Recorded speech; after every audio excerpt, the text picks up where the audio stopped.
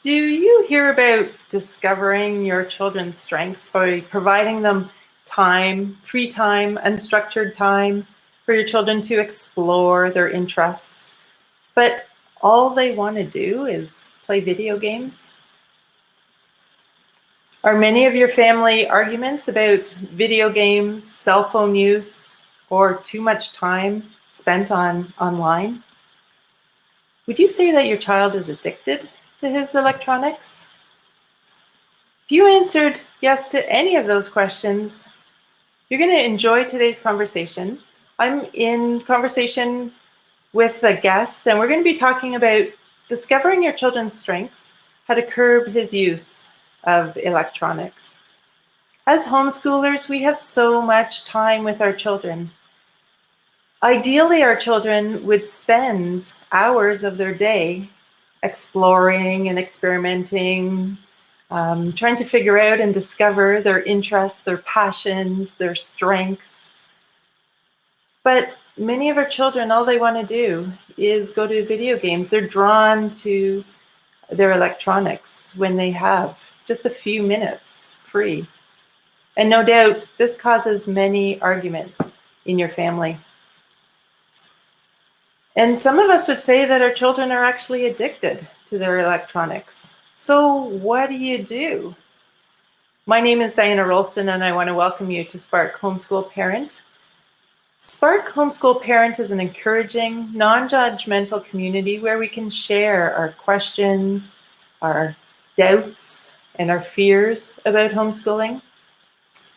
This conversation today is for you if you're thinking of introducing electronics into your household and you want to set healthy boundaries before you bring that into your house. But this conversation is also for you if you think that your child is already spending too much time in electronics, but you're not sure how to get them off without a huge argument.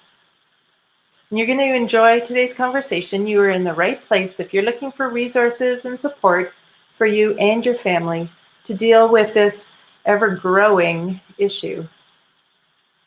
This is Spark Homeschool Parent. I want to thank you for joining this Facebook Live. And as you're connecting, coming on, I would love it if you just sent me a quick comment. Let me know where you're listening from. We started as a very local community of homeschoolers, and we've grown throughout the province, and now we have members throughout Canada and quickly growing throughout the United States also. So it's just exciting for me to hear where everybody's from.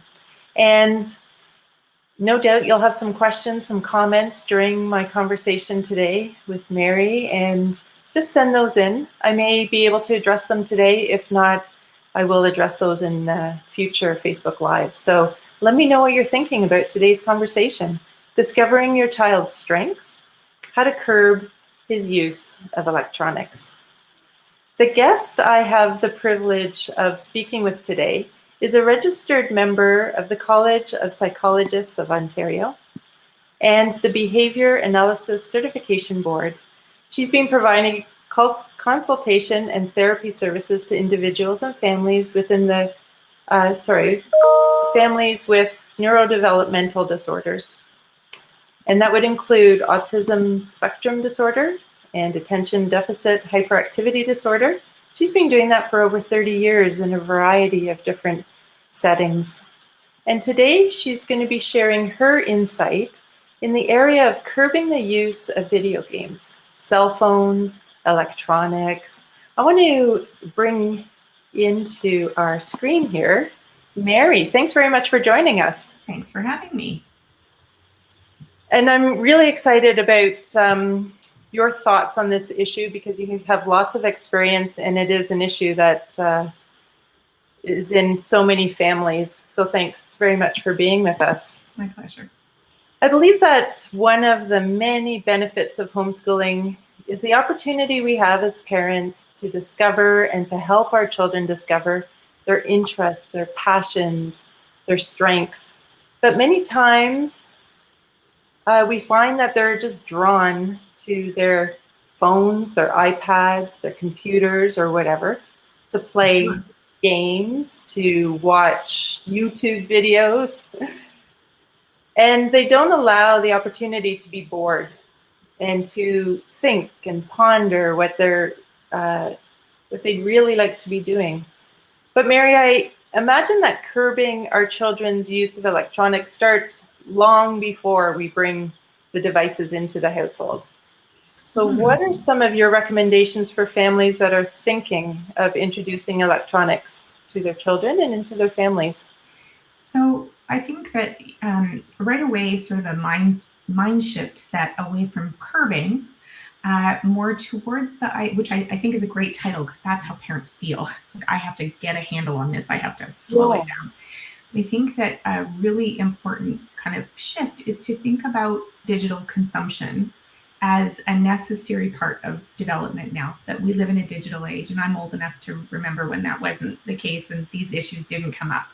But just like we would introduce feeding, for example, we're very conscious of when to give food, how to prepare food, what we're likely to encounter in terms of food selectivity. All parents have a sense that they are going to have to approach food and eating developmentally in different ways all day, every day, multiple times with preparation, with acceptance, with the social behavior that goes with eating. So if you can imagine thinking about digital consumption like eating right from infancy through the developmental spectrum, I think that's a better way because we have this idea that we're going to give a device as if it's a Yeah. toy, an entertainment thing, and then we're going to see how it goes. So that's, I guess, the first thing that I Yeah. would say. Does that make sense to you to think about That it that way? that's a great way of thinking of it because yeah, you're right. We read about how to introduce food to our children when they're young. I mean, multiple, and we talk to our friends about it. We worry about it. We try Yeah. different things. We're really aware that we can give a baby a bottle, not solid food. We're careful about when we introduce that food. We watch to see what the reaction is and about whether we're going to give it again or how much portion size for consumption we're going to allow, and that varies. When we have a baby, we're doing that actively, but we have a teen and we want to make sure that they're eating enough vegetables. And now they have enough independence to go out and buy junk food. What do we do about that? So Yeah. I think if you keep it in your mind, and there's also a feeling like I just don't want to deal with this, and we also are frustrated with kids because we sort of have an idea that they should just be appreciative that we've given them this device and they should use it properly. Whereas if we think about it more like um, digital devices are here to stay. We're living in a connected world. We don't have. It's not a toy we can take away. I mean, we may remove it as a privilege, but in the big scheme of life, a Mhm. healthy adult has to learn how to consume digital media in a way that is effective and responsible and safe and entertaining. So Mhm. that idea of I'm in this for the long haul, I'm not just going to set down some rules and that's going to be it. Maybe that's a little overwhelming, but I also feel like it positions it more accurately into as intentional parents who have good stewardship over their children's sleep and eating and hygiene and that kind of thing. I think digital consumption, I seeing it as that, as the long game that kids need a lot of support around, um, and it's valuable to invest the time in doing that for their long-term well-being. Mhm. Did you have some specific recommendations? Oh yeah. Awesome. Oh yeah. So I think the first thing is, and I think this is true whether you are just starting or whether you have sort of lost control of the situation in the house, these suggestions in a different order because you'll be backtracking if you aren't just starting out. But have a plan. I know that sounds ridiculous, but just like we might write a menu or a personal training plan for ourselves, even as adults, we should have a family plan that is visual in this, not necessarily Mm. posted, but written, uh, considering the developmental needs of every individual of the member of the family at the time. So what is happening for our 5-year-old is not the same as what's happening for our 10-year-old. And perhaps we have a 10-year-old and a 12-year-old, but their developmental needs are different. And it's not just age that we're considering. The parents are working with digital media differently, but also should have a plan, because modeling and leadership is very important. Just like how we sit down as a family and eat together and show how we eat. If we're sitting on our devices and saying, do your homework, not get off your device. get off your device, right? So the plan should include the family. There's a good book that that talks about sort of. Whoop, can you see that on the? Yeah. So we'll post that. That's a way of sort of over several weeks having some fun ways of developing your family plan together. A little bit more appropriate for older kids, but not necessarily. I can see also that doing a plan really, the importance, I know you have more to add, but the importance of the heads of the households, mother and father, being on the same page. Absolutely, because like with all things, kids will figure out how to kind of negotiate and bounce back and forth. And we'll talk about that a little bit later about why in this case that's even more important to avoid. But I'll give you sort of the basics of what to think about in a plan, if that's helpful. Perfect. So the first thing is how much time, which is the big question. There's not a good answer to that that's really compelling. And certainly the pandemic has made this almost impossible to adhere to, because we have so many other options not available to us. Not to freak anybody out, but the Canadian Pediatric Society says 0 screens until age 2, less than an hour a day between age 2 and 5, and then 1 to 2 hours a day on school days, 2 to 3 hours on non-school days after that, all the way. So, and then what's included in screen time? So that in those guidelines, all screens. In my work, I see the difference between passive screen watching, which is, sitting on the couch watching TV without the remote in your hand, just curled up in a blanket watching a show. Or we've got the computer up and we're watching something on the computer, but we're not engaging with the device. I see that as not, obviously we don't want to have tons of that either. There are much better things to do with our time in terms of active engagement, but I don't have families count that as screen time. I have families count screen time as where the child is actively engaging in the device, and we'll talk about that also when we get into the addiction discussion that I think we're going to have.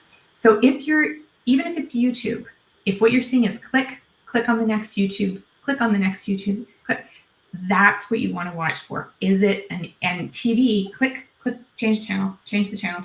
That's what we want to avoid. So if you've set your child up and they're sitting still somewhere or lying down and they're passively enjoying entertainment, you can, unless you're doing that hours and hours every day, happily put that aside and concentrate on interactive screen time, regardless of what screen. So good distinction.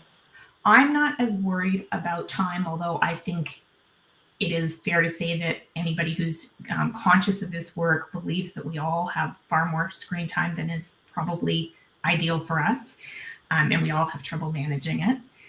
What's important to me on the time issue is that you decide what your child's amount of time per day is, and that is fixed.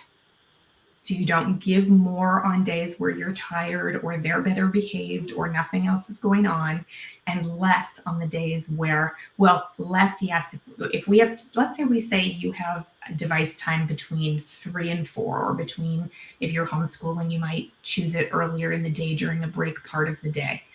That is not an entitlement. So if you go away skiing for the day, you don't owe back that money, that money. See, I see it like money. You don't owe back that time, which the kids will say, but I missed my time. I should get my time.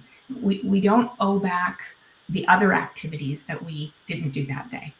This is a new and different activity. So it's assuming that is available based on what the family is doing. This is when your digital consumption will happen. And what we see is that initially we get a lot of resistance to that. There's a lot of demanding. There's a lot of, that's not fair. But if we're firm and kind and committed, what we see is that within about 2 weeks, the asking stops, because there's just no way there, right? It's just not available. Yeah. It's kind of like you've put the bike in the shed and it's not coming, it can't come out until spring. I mean, that's a long analogy, but the children get that. Yeah. but you have to be committed to that time, and it's not a punishment. In the same way as we schedule, when you're going to have your shower and what we're going to do in your bedtime routine and what time bedtime is going to be. We don't, or we shouldn't be negotiating bedtime every night either, and what that looks like. So fixing time, regardless of the time, making that very clear and sticking to it very, very carefully is really important. Then the second part of your plan is when and where. So how much time is different than when? So are we doing it in pieces? Are we doing it whenever we have a free moment? I think that's so in pieces, we see kids can, as they get a little bit older, parcel out a bank account of time, but little kids can't really do that very well. So in general, I find that if the family says, look, this was what works for us, for example, during the time that you're cooking dinner or making lunch and schoolwork has been done a bit for the morning and you have a pocket of time where you need to be doing something and they've already done some schoolwork, putting 30 minutes there, for example. So you can put it wherever it works, ideally the same most days, but unless your child has a lot of difficulty with transitions, it can vary by the day, but not the amount of time. But where, and then it's being fit in just as an activity like other things are, without this kind of high reward value. And you have control over things like, the where question. We ideally want devices out of bedrooms. We definitely want devices inaccessible during sleep hours. Shut the Wi-Fi off at night if that's what you need to do, because sleep is gold. We want to ideally avoid devices during meal times. We want to, once we get kids who have actually portable devices, we want to really think about why they're coming with us or being looked at during non-screen based activities, like we're going for a family walk, or we're going skiing, or we're going to a restaurant. It's COVID, into a restaurant. Really think about what we're messaging when we're pairing those devices, and again, ourselves, with those things. So really think about your when and where and how that's going to look in the house. The idea that people can multitask is just not true. That could be another, that's a thing in and of itself. But we want to teach kids that multitasking is multi-shifting. You're dividing attention all the time there, and it actually is breaking down your attention to both things. So things are much better done sequentially. So we often get that, well, I know, but I'm just. So we want to push that idea and there's time for mindfulness, right? Not mindfulness like the way we're teaching it now, which is wonderful, but mindfulness is riding in the car, looking out the window, or waiting at the restaurant table, coloring on the coloring sheet, or wandering around the backyard and looking for something interesting to look at, or listening to music without looking at anything else or hitting buttons to go to the next song. So really looking at that as an important part of the day when you're thinking about your whens and wheres. And everybody can just kind of Google an activity pyramid. There are a whole bunch of them that come up, and you can see that helping kids see that, there are lots of things we should be doing a lot of and things that we should be doing a little bit less of, much like how we use a food chart. The thing that we want to eat, like the chocolate bar, but it better be at the top, because it's not the most nutritious, healthy thing, although it's delicious and it's not bad, but it doesn't fit in healthy eating the same way as our vegetables do, for example. So learning how to consume, how to make that activity pyramid where we honor the fact that kids like those things, but where do they fit in a balanced lifestyle? So I've noticed that when there's a lineup, people don't stand and just look around. No, and not just children. Well, and the importance of modeling all of this behavior that we know is so right. But they learn so much from us, our children. And it's very hard, right? It's because everybody's staring at a device. And it's really important to keep focused on the idea that we're not seeing that these things are bad, which we'll talk about a little bit when we're talking about if we're having to backtrack. But it's wonderful if we use it well. But if it's using us and it's controlling us, I mean, I've had it happen myself where I, especially over the last few weeks where everything's been so challenging, and I'll find myself what they call doom scrolling.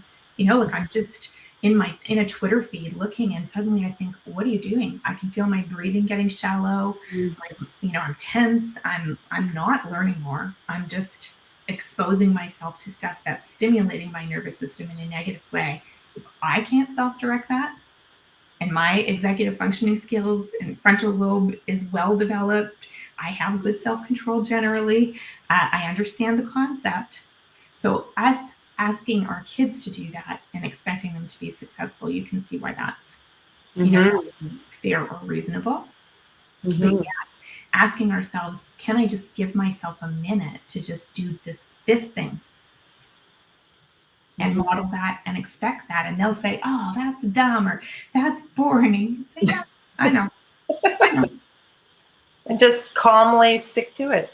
Yeah, absolutely. I mean, frustration is just frustration, right? And again, if we teach kids that we're not going to get combative with them, but we're going to set this expectation or this boundary, and we're going to live within it as a family, and you're entitled to feel a little bit upset about it, but I don't need to respond to that every time. Go back and look at our plan, or it's 1 hour, it's done. I know you're disappointed, and then just forge ahead. Will they be disappointed in tantrums sometimes? Yes. But will it work? Yes. In 2 weeks, you say? Well, if you stick to it, you'll see a big reduction in the amount of really intense resistance. Typically, after 2 weeks, it's usually 2 weeks of course, you don't see this when you're starting out and the child has never had another plan. There's not as much resistance usually. Okay. The other thing that you need to think about is of course the content, and thinking about what devices are we using, what content for each different person, who has a phone, who has a Switch, who has access to a laptop. And you need to think about that kind of like we think about driving, right? We don't say you can't have that. We just all know driving is available at 16. We aren't saying you're not mature enough for that. You're not whatever. So I know that makes it easy for us because the law gives us the age. But conceptually, you see the point. There's a communal understanding about what is developmentally appropriate, and we say at this point 16. We do that for alcohol consumption, voting, whatever. You can, as parents, decide what the role of your government is in terms of ages for things and developmental readiness. But think about driving. You have to be of the right age. You have to be able to read the book and learn what you need to do to understand the knowledge. And then you have to demonstrate that knowledge passively in a written test, which could be telling your parents verbally, or playing a game of answering questions to see if you're ready to do the next thing with the next device. And then you have to do it in real life under supervision with somebody in the car with you. And then you can get your license when you can do all that after a period of practice, and you're allowed to do it independently but graduated. Various restrictions towards full independence. And even at full independence, there are still rules that you have to follow for safety and for continued privilege of driving. So when you're thinking about who's allowed to have what device and do what on it, think about it like we do graduated licensing and driving. Is that helpful? That is great. And it really reinforces the fact that you have to plan all of this ahead if you have that opportunity to do that. Yeah, or stop and sit down and say, in the same way as we would if we had a child who got a speeding ticket, or had an accident in the car, or didn't bring it home at the time that we agreed that they were going to, or didn't go where they said that they were going to do. We would sit back and reevaluate what our rules were, and we might change nothing. We might say, okay, well, this is an expected sort of learning opportunity, and he knows what he did wrong, or she knows what was wrong, and we don't need to change anything. That was a learning opportunity. But if there are kind of multiple concerns about that, or the young driver did not grasp the problem, we would probably reevaluate their accessibility to the vehicle and the privilege that we were giving and the amount of supervision and so on. So that I see device use as the same thing. Great. Sorry, the last thing is that on your plan is that device use is just an activity, right? So I think I embedded that earlier. I had that as a separate point. It becomes the default activity.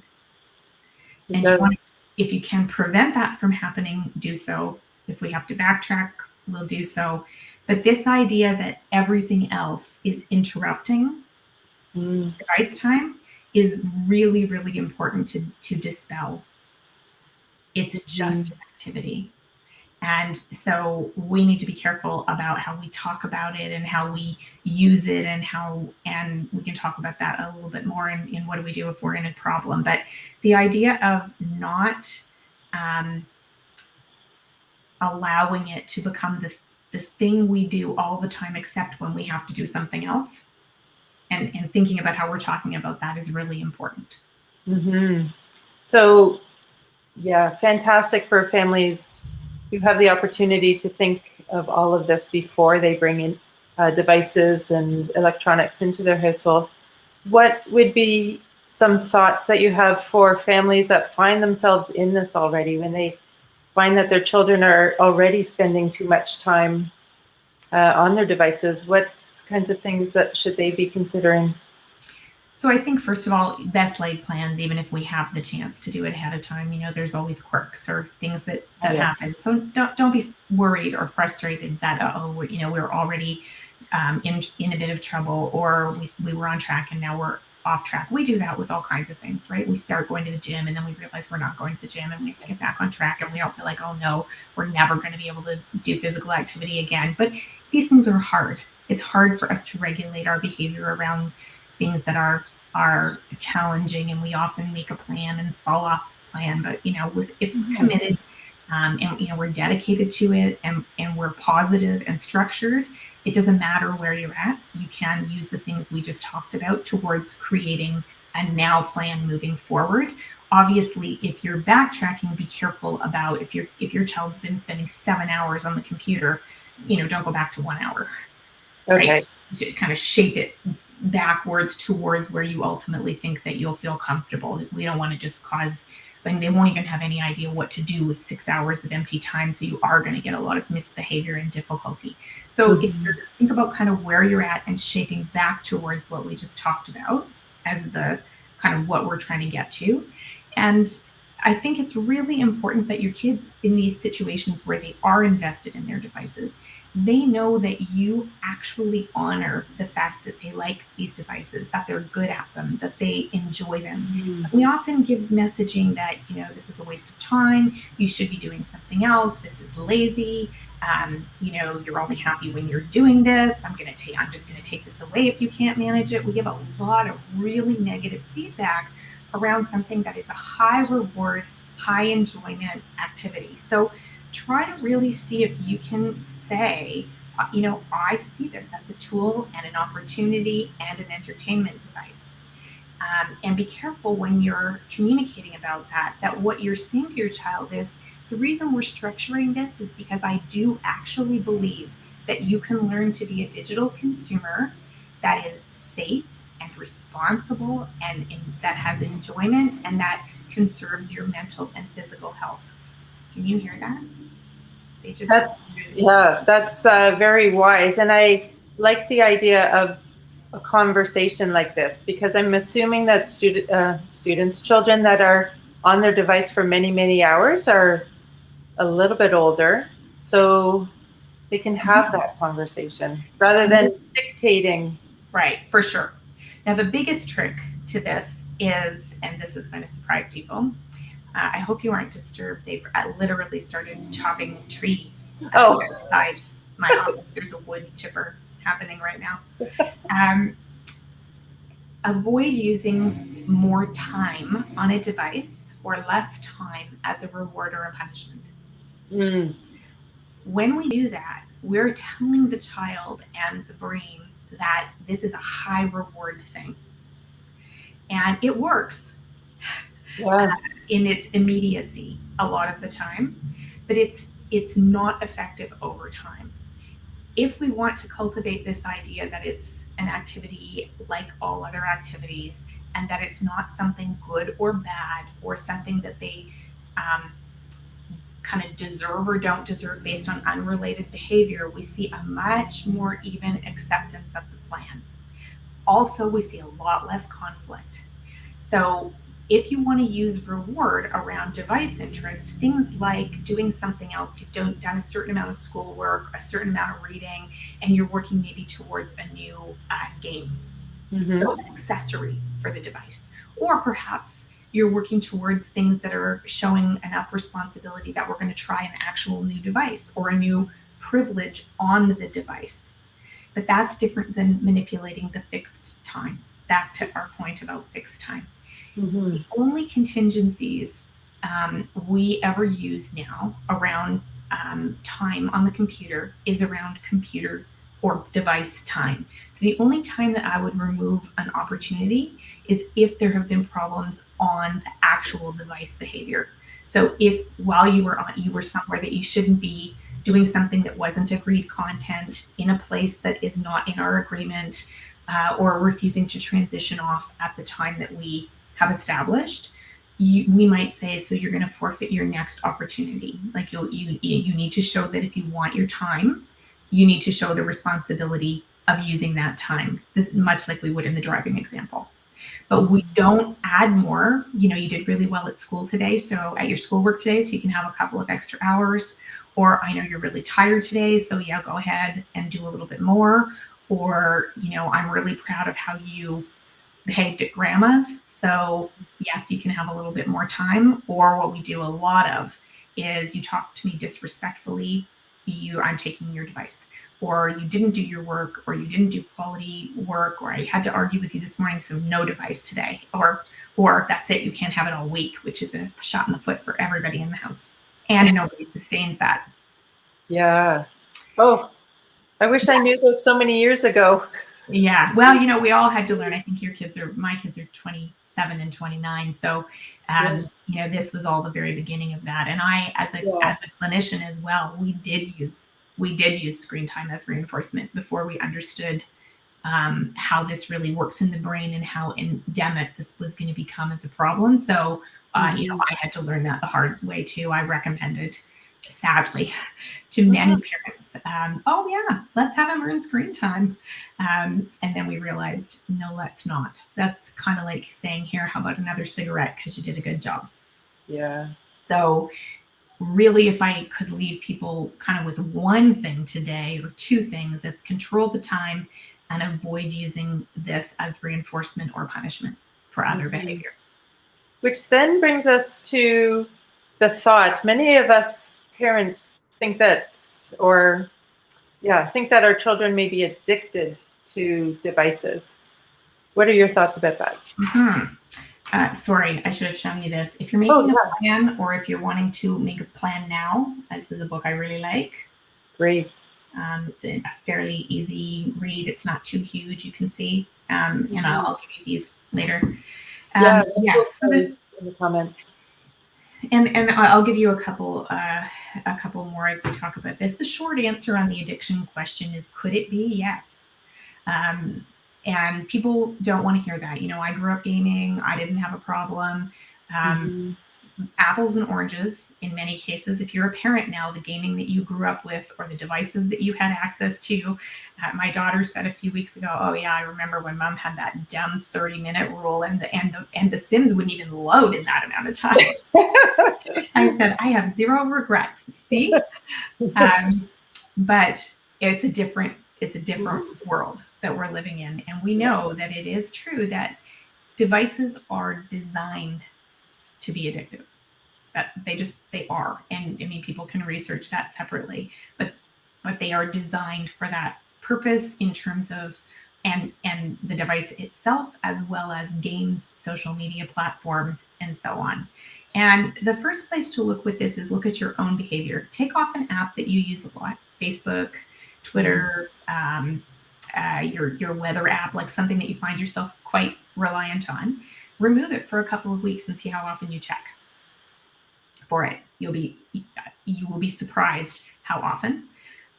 So again, or look around you and look at the number of people. I study this and work with it all the time and have periods where I think I am just picking up, I'm doing it. I know how it works. So number one is it's very easy for us to put the kids' behavior out there as annoying for us without understanding that we, in fact, um, are impacted in terms of how we are responding to the feedback that we're getting from these devices. And there are two kind of, this isn't a very big oversimplification, but two reasons why we worry about addiction. One is sort of the near miss principle, which is like if you think about a lottery ticket, you get your $2 win, not your 2 million. So you almost got it. Your brain perceives that as I almost got it as opposed to I lost. Uh-huh. Slot machine pays out $50, not $50,000. And you're like, oh, so close. 3 cherries come up and you're like, oh, almost got it. You don't think lost again. So when we look at gambling or we look at sustaining effort, repeated effort over time, in behavioral theory from way back, that's called intermittent reinforcement. But this is an extension of that, which is the idea that and you'll hear the kids say, but I just about got this level. That's the near miss principle. That's pushing forward that I'm going to do it again because it's coming. I'm going to check and see if I got a like, or I'm going to check if I got a read notice on the text that I just sent. Those things are all things that are saying, yep, that it's coming, it's going to work. And the second thing is the dopamine hypothesis, which is straight chemistry. We're designed in our sort of primary part of our brains. If you think of your brain like a hand, and you've got a brain stem, and you've got an amygdala, which is our primary brain. That's our fight, flight, freeze, fawn response. And then we've got our prefrontal cortex. If we look at it sideways, we kind of see the brain like that. These things that are shooting back at us all the time are tripping our primitive brain, not our thinking, problem-solving, deciding brain. And so every time we have one of those engagements, we get a little dopamine hit. So back when we were chasing saber-toothed tigers and finding berries, the dopamine hit was very helpful. There are the berries, go back there. But they weren't coming every 30 seconds. So what happens is that dopamine is the reward neurotransmitter. And when we get flushed full of dopamine, you see sort of irritability, tension, kind of excitement, sometimes even like, we're just like, just a second. We've all seen that. So that's and then we're saying, make a decision about, how you're going to use your device. But the brain's prefrontal cortex is not online there. So dopamine is happening. And the other problem with dopamine is that it makes the brain recognize that thing which flows so much of it as the most important, most rewarding thing. And it drops the amount of pleasure that we feel in other activities. And that's just true. This is true if you're looking at addiction in any behavioral addiction and the psychological components of substance addiction. This is the hypothesis. So what we want to remember is that our kids' brains really are being told, do it, do it, do it, do it. Our brains are being told, do more, do more, do more. And when we take a period where we do what we call it's like the time, fixed time is like harm reduction. We're controlling the dose so that the brain doesn't keep going, get it now, get it now, get it now. It says it's available here. That's to the reward seeking if we're consistent over time. So that's taking you back to why you want to fix the time. Also, when we take time away from a device, it kind of resets our hedonic scale and makes other things pleasurable again. So what we'll see is when we've taken a tech fast, for example, I'll hear parents say, he did a puzzle again, or he picked up a book again, or he drew again. These are things that were always pleasurable, but they have become not pleasurable because of the dopamine flow. It doesn't flow as much dopamine as anything on a device does. Yeah. Hierarchy of addiction. So like, is everything equally concerning? No. If the kids are texting with their friends, so it's a friend that they know at school and they're just communicating, or their grandmother, or they're online doing a FaceTime with somebody that they know, the evidence is that is not nearly as high dopamine flowing or addictive. Same with straight information search when we're doing things. So the kids are on and they're actually really researching something that they're doing for a book report or whatever, and they don't have another window open doing something. They're actually in information seeking. You can do that for much longer, for example.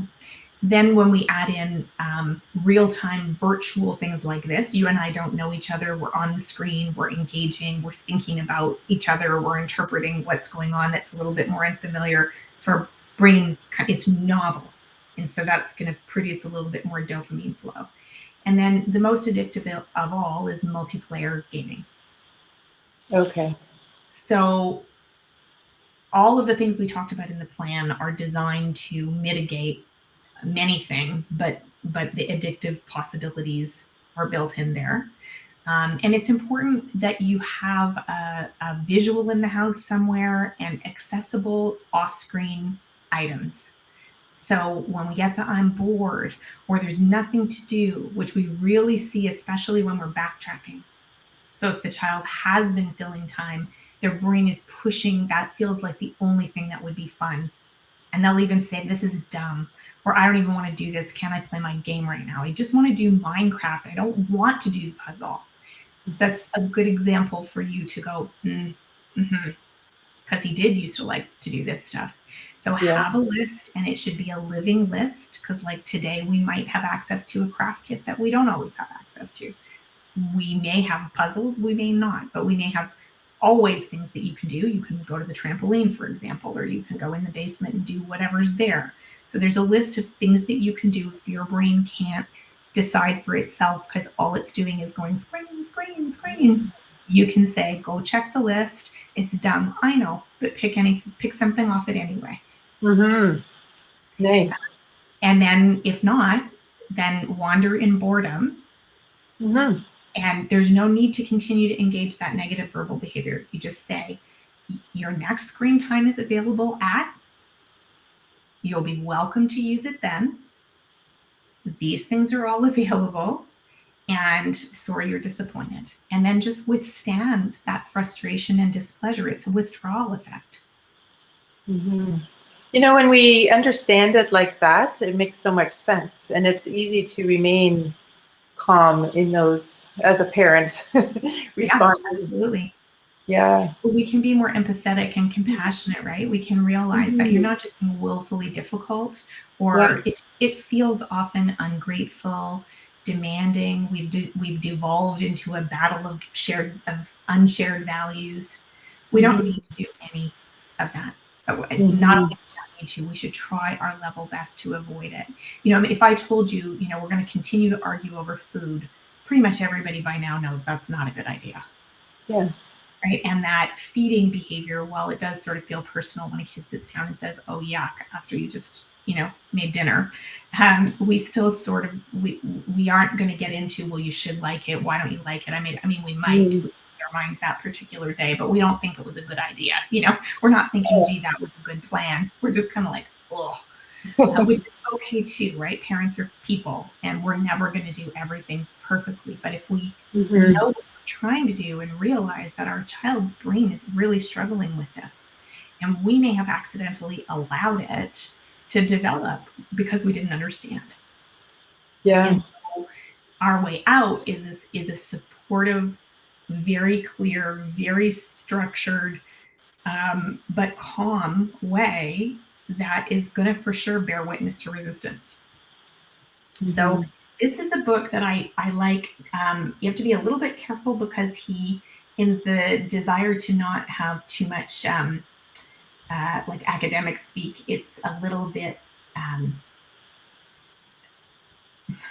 almost rebellious in its talk a little bit. Like there's parts of it that I think, well, that wasn't maybe the best word choice. It's not foul or anything, but it's got a tone that's a little bit unusual, but I love it for its explanation of how these things develop and how this is happening to you and your child and teen, and there's a way out. He does talk about using time as a reward, so listen to me, don't listen to him about that. Okay.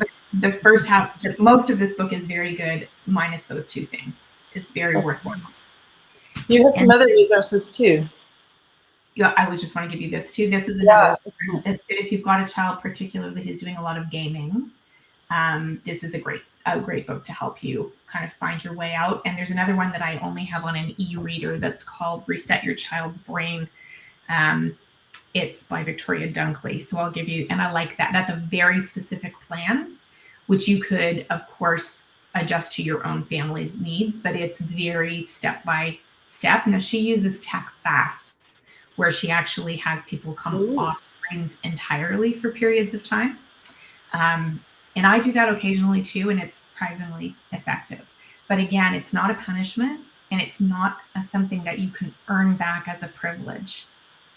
Right? We're going back to a plan that works for everybody. It's not about now you've had no time, and then I'm just going to hand it back to you, and we're going to keep doing exactly what we did that wasn't working before.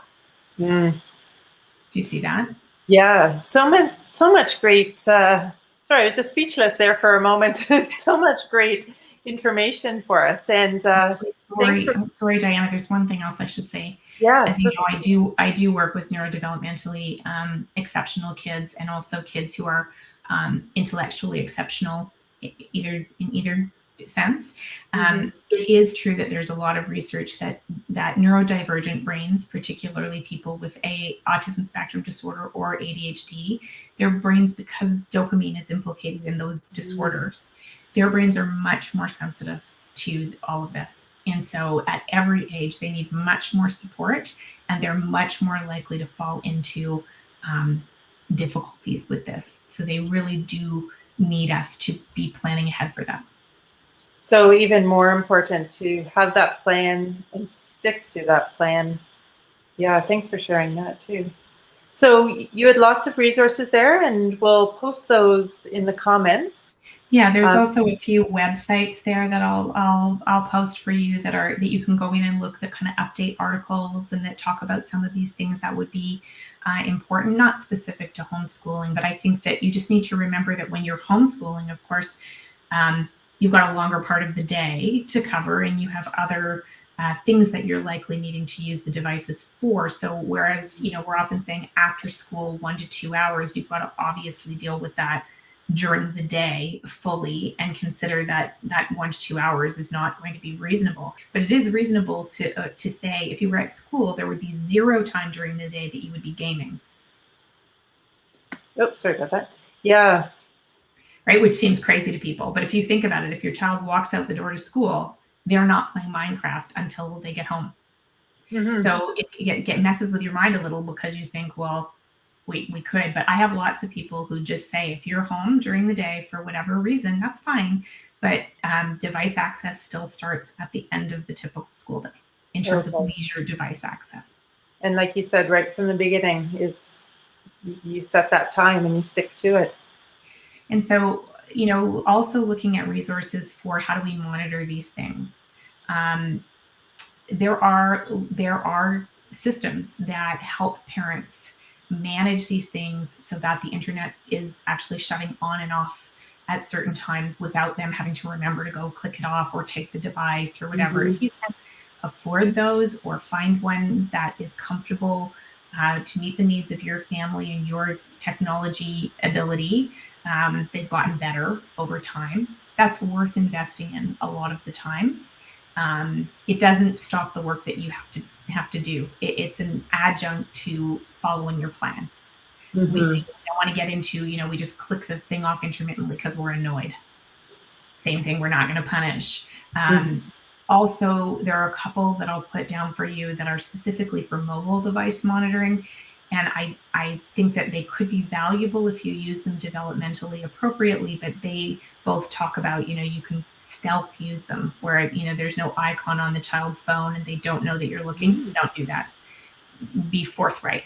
If a good way of thinking about supervision and checking about devices is, what would you do developmentally in real life? So if I have a 12-year-old or an 11-year-old, they are going to a home of a play date of a child that they know in real life, a family that I probably know or at least have said hello to. I'm clear where they're going to be going and what they're going to be doing and who's going to be there. And I have no compunction about calling to check if I'm worried about something. And I would never just open the door and say, off you go, hope that goes well, see you in a couple of hours. And yet we do that with devices, and then we feel that somehow we're invading privacy. If you're in doubt, ask yourself, if this was not a digital situation, what level of independence, privilege, responsibility, and supervision would I use? That's what you should be doing digitally. So if you give a 12-year-old a social media option, it should be fully supervised initially. And when you get the, well, that's an invasion of my privacy, what would you say if you had little girls playing in your basement and you walked down and stuck your head in the door? And they said, you can come and look in the basement. You'd be like, yes, I can. Yeah. And you wouldn't feel worried about that. Mm-hmm. So put this in a real life context. If my kid is sitting, talking, or engaging for hours in playing with people that I don't know, doing things I don't know about, even if they were 16 or 17, would that be within your comfort zone in terms of how you allow your child to engage in the world? If it would, then fair enough. But in most of cases, in my experience, people look at me with horror and go, well, no. Yeah. That. So here's the car, off you go. I don't know where you're going. I don't know when you're going to be back. I don't know who you're going to have in the car with you. Have a good time. See you at, 11.